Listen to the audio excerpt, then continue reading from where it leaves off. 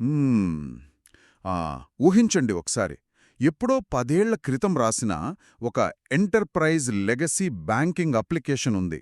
అది లక్షల ట్రాన్సాక్షన్స్ని ప్రాసెస్ చేస్తూనే అందులో ఫ్రాడ్ జరుగుతోందని మిల్లీ సెకన్లలో స్వయంగా ఎలా గుర్తిస్తుంది? అవును, అది నిజంగా ఆశ్చర్యమే. ఎందుకంటే ఇదంతా కోట్లాది రూపాయల ఖర్చుతో నిర్మించిన పాత డాట్ నెట్ సిస్టమ్స్లోనే జరుగుతోంది కదా. కరెక్ట్. సో, ఈనాటి మన లోతైన విశ్లేషణలో సాఫ్ట్‌వేర్ రంగాన్ని శాసిస్తున్న డాట్ నెట్ మరియు ఆర్టిఫిషియల్ ఇంటెలిజెన్స్ కలయిక గురించి మాట్లాడుకుందాం. అంటే, ఈ సంక్లిష్టమైన టెక్నాలజీని ఎవరైనా సరే ఒక పద్ధతిలో ఎలా మాస్టర్ చేయవచ్చో మన సోర్సెస్ ఆధారంగా చర్చిద్దాం. ఖచ్చితంగా అండి. ఎందుకంటే ఎంటర్ప్రైజ్ లెవెల్లో చూస్తే కంపెనీలు తమ పాత అప్లికేషన్లను చెత్తబుట్టలో వెయ్యడానికి ఎంతమాత్రం సిద్ధంగా లేవు. అవును. ఎందుకు వేస్తారు? అంత ఖర్చు పెట్టుంటారు కదా! ఎగ్జాక్ట్లీ.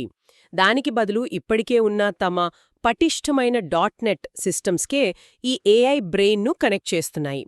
అంటే ఇక్కడ మనం గమనించాల్సింది కేవలం డేటాను ప్రాసెస్ చేయడం కాదు, ఆ డేటాను విశ్లేషించి ఆటోనోమస్గా నిర్ణయాలు తీసుకునే అప్లికేషన్ల నిర్మాణం గురించి. ఓహో!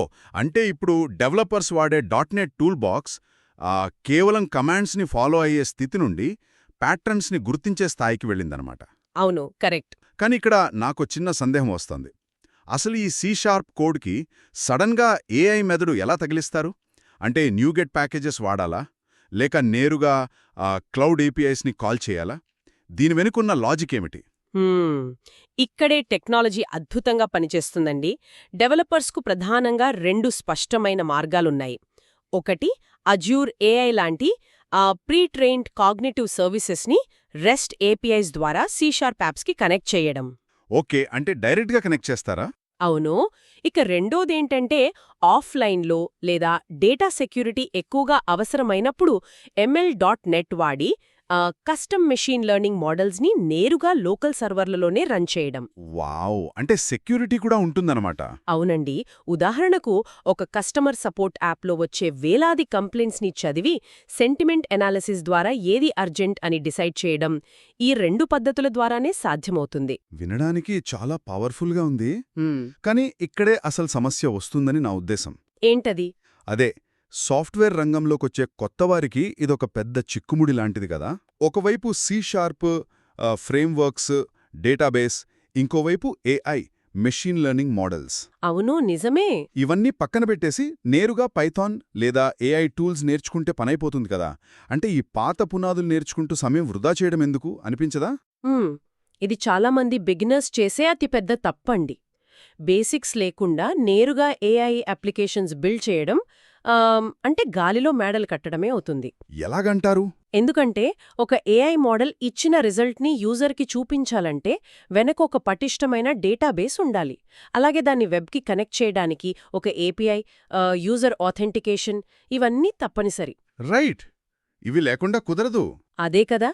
ఇవి తెలియకుండా ఇంటర్నెట్ నుండి 2 ప్యాకేజెస్ని ఇంపోర్ట్ చేసుకున్నంత మాత్రాన ఎవ్వరూ ఎంటర్ప్రైజ్ డెవలపర్స్ కాలేరు. ముందు సి# ఆర్కిటెక్చర్, డాట్ నెట్ కోర్ మరియు ఏపీఐస్ ఎలా పనిచేస్తాయో స్పష్టంగా అర్థం చేసుకోవాలి. నిజమే.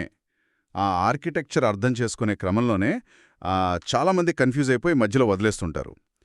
థీరీ చదువుతూ పోతే ప్రాక్టికల్ ఇంప్లిమెంటేషన్ వచ్చేసరికి ఏఐ ఏపీఐ కీస్ ఎక్కడ భద్రపరచాలి, టోకన్స్ అలా మేనేజ్ చేయాలి లాంటి డౌట్స్ వస్తాయి. కరెక్ట్గా పాయింట్ పట్టుకున్నారు. మరి ఈ థీరీకి రియల్ వరల్డ్ అప్లికేషన్కి మధ్యున్న గ్యాప్ని ఎలా ఫిల్ చేయాలంటారు? మన సోర్సెస్లో నరేష్ ఐటీ సాఫ్ట్వేర్ ట్రైనింగ్ని ప్రత్యేకంగా ప్రస్తావించడానికి ఇదే ప్రధాన కారణమండి. వారు ఈ థీరీ ప్రాక్టికల్ గ్యాప్ని ఒక స్ట్రక్చర్డ్ రోడ్ మ్యాప్ ద్వారా బ్రిడ్జ్ చేస్తున్నారు. ఓహో! అంటే ఒక పద్ధతి ప్రకారం వెళ్తారన్నమాట. అవును. ఒక డెవలపర్ సి# బేసిక్స్తో మొదలుపెట్టి క్రమంగా డేటాబేస్ కనెక్టివిటీ, ఆ తర్వాత అడ్వాన్స్డ్ ఏపీఐ ఇంటిగ్రేషన్ వరకు వెళ్లేలా వాళ్ల కరిక్యులం డిజైన్ చేశారు. అంటే విడివిడి కాన్సెప్ట్స్లా కాకుండా ఒకదానితో ఒకటి లింక్ చేస్తూ ప్రాజెక్ట్ బేస్డ్గా నేర్పిస్తారన్నమాట. ఎగ్జాక్ట్లీ అండి. ఉదాహరణకు మనం ఇందాక మాట్లాడుకున్న సెంటిమెంట్ అనాలిసిస్ చాట్బాట్ లేదా రెజ్యూమ్ అనలైజర్ లాంటివి రియల్ టైంలో బిల్డ్ చేయటం లాంటివా? ఖచ్చితంగా అవే. ఇండస్ట్రీలో నిపుణులైన ట్రైనర్స్ ఉండటం వల్ల కేవలం ఫంక్షనల్ కోడ్ రాయడం మాత్రమే కాకుండా ఎంటర్ప్రైజ్ స్టాండర్డ్స్లో అంటే సెక్యూరిటీ, బెస్ట్ ప్రాక్టీసెస్తో ఈ ప్రాజెక్ట్స్ ఎలా చేయాలో స్టూడెంట్స్కి స్పష్టమైన గైడెన్స్ దొరుకుతుంది. చాలా బాగుంది. అయితే ప్రాక్టీస్కి టైం ఉండాలి కదా? దానికి కూడా వాళ్ళు ఫ్లెక్సిబుల్ షెడ్యూల్స్ ఇస్తారు. సో వాళ్ళకి నేర్చుకున్న దాన్ని స్వయంగా ప్రాక్టీస్ చేయడానికి తగిన సమయం లభిస్తుంది. సూపర్.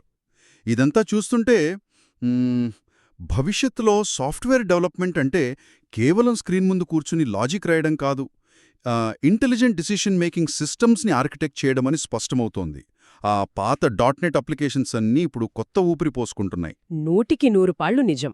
టెక్నాలజీ మారుతున్న కొద్దీ దాన్ని ఇంప్లిమెంట్ చేసే పద్ధతులు కూడా పరిణామం చెందాలి. ఏఐ అనేది ఇప్పుడు ఒక ప్రత్యేకమైన ఫీల్డ్ కాదు.